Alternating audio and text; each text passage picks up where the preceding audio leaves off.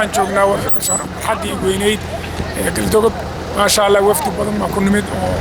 ka yimid meelo badan meelka maraykanka nairobi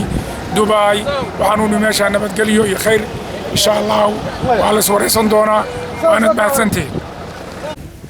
inay madaxda badan ee nooga timin ama dibadaha ama dalka gudihiisa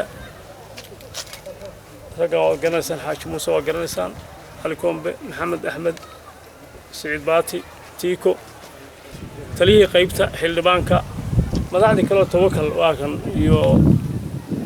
gudoomiyaha qarniga 12aadna waa taagan yahay rag waa badan yahay kulligii waxaan idin leeyahay ku soo dhawaada Galdogob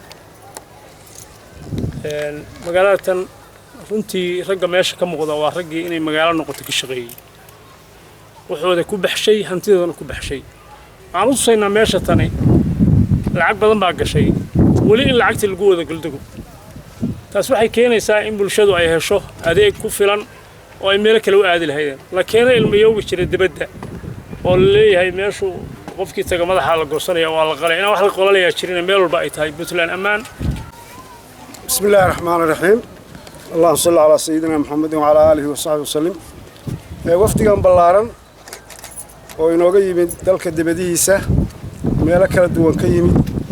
waan soo dhaweynaynaa awal maanta gaalkacyaan ku soo dhaweynay aatana Galdogob baan ku soo dhaweynay waxaan rajaynayaa horumar iyo wax kasta oo reer Galdogob u baahan yihiin inay wada jir wax ula qaban doonaan insha Allah taala taasaan rajaynayaa kelmadda aan rabo inaan iraaho halkan kaga faa'iideysta waxa weeye xagga amniga Galdogob xoogaa ayaamaha waxa iga soo gaarayay arrimaha naga soo gaarayay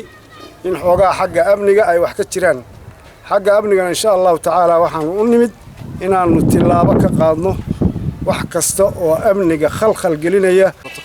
bismillaahir rahmaanir rahiim alxamdulillaah rabbil caalamiin wasalaatu wasalaamu calaa rasuulillah sallallahu alayhi wasallam odayaal mar labaad waxaan ku soo dhaweynaynaa Galdogob sidaan isku soo dhaweynay magaalada Gaalkacyo xarunta gobolka Mudug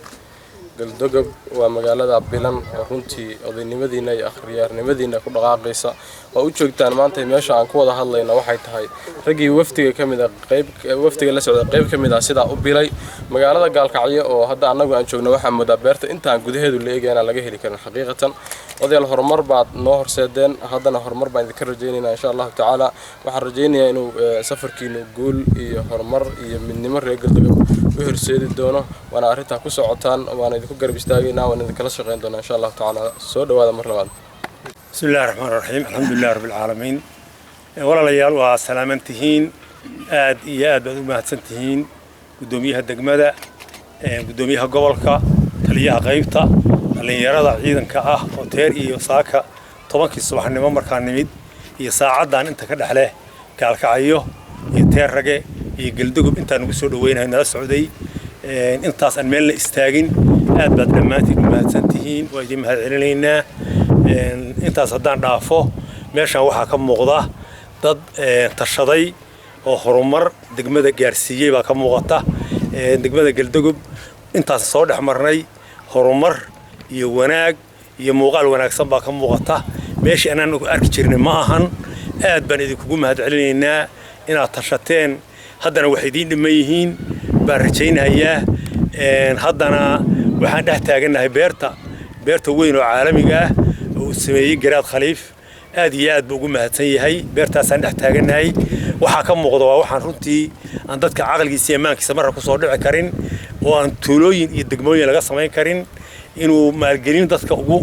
tusaaleeyay baa ka muuqata